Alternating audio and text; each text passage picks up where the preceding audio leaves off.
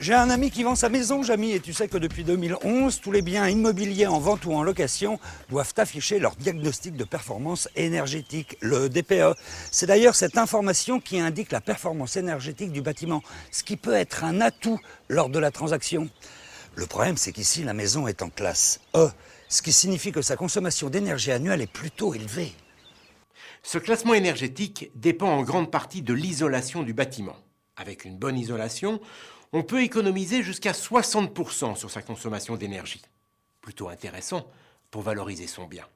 Regardez, sans isolation, la maison est une véritable passoire. En plus, les parois existantes sont souvent perméables aux infiltrations d'air. Résultat, jusqu'à 30% des déperditions thermiques se font par la toiture, 25% par les murs et 10% par le sol.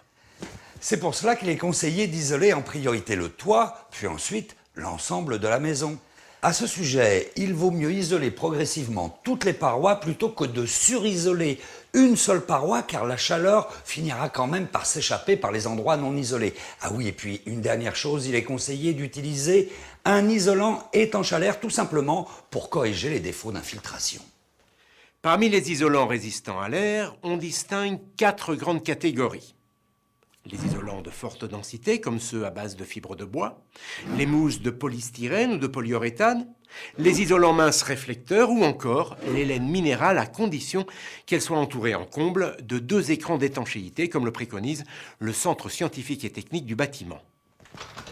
Bien sûr, tout le monde sait que l'isolation d'une maison permet de diminuer considérablement les déperditions thermiques. Mais concrètement, Jamy, tu pourrais m'expliquer comment agit l'isolant ? Eh bien, l'isolant oppose une résistance aux déperditions thermiques. C'est ce qu'on appelle la résistance thermique R de l'isolant. Plus elle est importante, plus le matériau est isolant. R dépend de l'épaisseur E de l'isolant et de son coefficient lambda de conductivité thermique, autrement dit, de sa capacité ou non à conduire la chaleur. Si on compare 2 isolants de même épaisseur, eh bien c'est celui qui a le plus petit coefficient lambda qui a la résistance thermique R la plus grande. Et si on compare 2 isolants de même coefficient lambda, eh bien c'est celui qui est le plus épais qui a la résistance thermique la plus grande. Maintenant, regardez cet exemple. Une résistance R égale à 2,5 peut être obtenue de 2 manières, soit avec un isolant de 100 mm d'épaisseur et de coefficient lambda égal à 0,04, soit avec un isolant de 75 mm d'épaisseur et de coefficient lambda égal à 0,03. Ici, le DPE fait état d'une consommation énergétique annuelle de 301 kWh d'énergie primaire par mètre carré. Ça me paraît beaucoup, ça. La facture risque d'être salée. Effectivement, c'est élevé. Ce type de consommation correspond à une maison mal isolée. Mais en équipant cette maison avec un isolant ayant une résistance thermique R égale à 3, eh bien sa consommation annuelle va descendre à 139 kWh d'énergie primaire par mètre carré habitable, soit une économie d'énergie de 54%.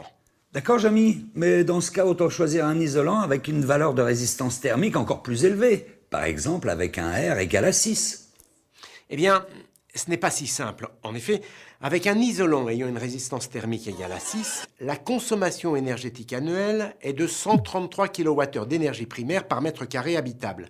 Donc, l'économie d'énergie passe seulement de 54 à 56%.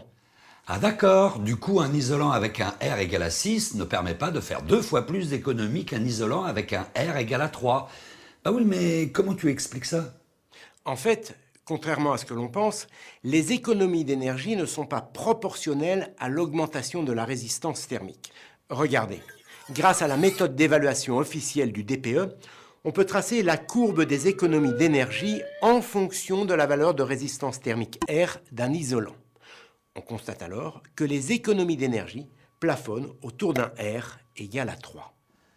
En hiver, une bonne isolation nous permet de rester au chaud et de faire des économies d'énergie. Et en été, au contraire, on est bien content de trouver un peu de fraîcheur à l'intérieur de la maison. C'est pour cette raison qu'il faut choisir un isolant qui non seulement empêche la chaleur de s'échapper pendant l'hiver, mais qui l'été l'empêche de pénétrer dans la maison, ce qui évite de recourir à la climatisation qui, vous le savez, est très énergivore. Et ce n'est pas tout, Jamy. Il est évidemment indispensable de bien respecter les consignes de pose données par les fabricants. En effet, une pose de qualité nécessite une isolation continue qui permet de réduire à la fois les infiltrations d'air et les ponts thermiques. En résumé, pour bien isoler, il faut ne pas surisoler, isoler progressivement toutes les parois, la toiture en priorité, utiliser un isolant étanche à l'air et respecter les prescriptions de pose pour assurer une bonne qualité de mise en œuvre.